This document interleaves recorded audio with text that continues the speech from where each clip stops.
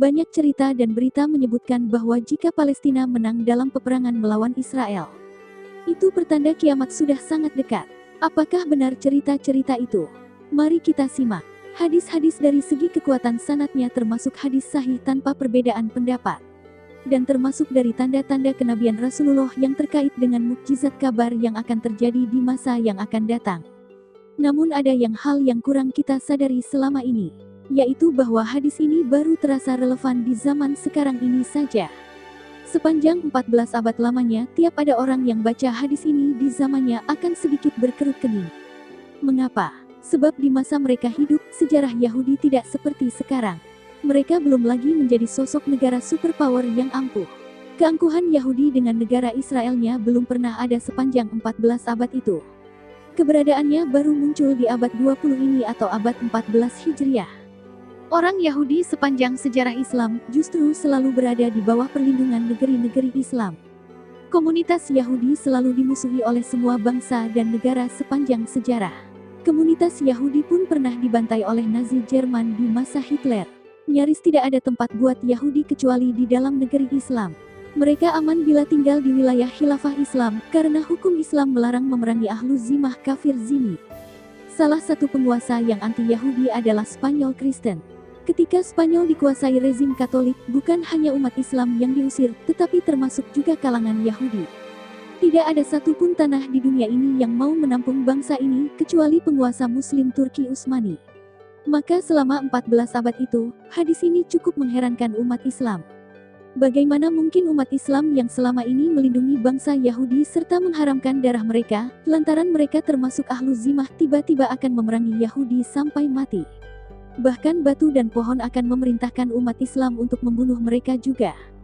Teka-teki hadis ini baru terjawab pada tahun 1948 ketika komunitas Yahudi dunia melakukan agresi, penjajahan dan pencaplokan sebuah negeri Islam merdeka Palestina. Dan pada tahun 1967 semakin jelas lagi hadis ini, karena ternyata komunitas Yahudi yang selama 14 abad hidup di bawah perlindungan, asuhan dan kerahiman umat Islam tiba-tiba berubah menjadi serigala liar yang mengakibatkan perang Arab Israel. Barulah di masa sekarang ini hadis ini menjadi lebih punya arti, setelah terkuaknya misteri.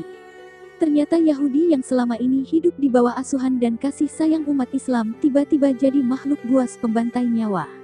Dan menarik untuk diperhatikan, bahwa Yahudi sudah mempersiapkan apa yang mereka dapat di masa sekarang ini sejak lama. Bahkan ada yang mengatakan sejak ribuan tahun yang lalu.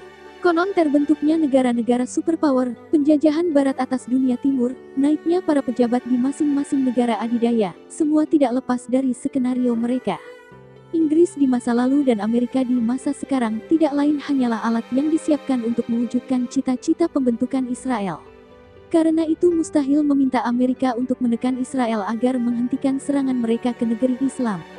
Adanya hak veto di PBB semakin membuktikan bahwa PBB pun termasuk bagian dari alat yang diciptakan oleh mereka.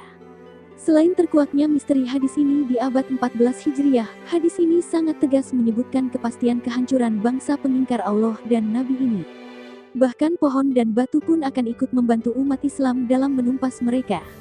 Karena itu, hadis ini juga menjadi penghibur derita, pelipur lara dan pembangkit harapan buat umat Islam yang sempat merasakan kebengisan Yahudi secara lebih nyata.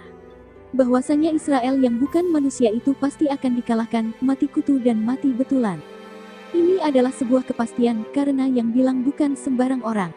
Yang bilang adalah seorang yang paling dekat kepada Allah Ta'ala, yaitu Nabi Muhammad SAW. Yang menarik juga, di dalam hadis ini Rasulullah menyebutkan sebuah nama pohon, yaitu Garkat. Pohon ini milik Yahudi, sehingga kalau ada Yahudi sembunyi di baliknya dari kejaran umat Islam, pohon ini tidak akan berbicara.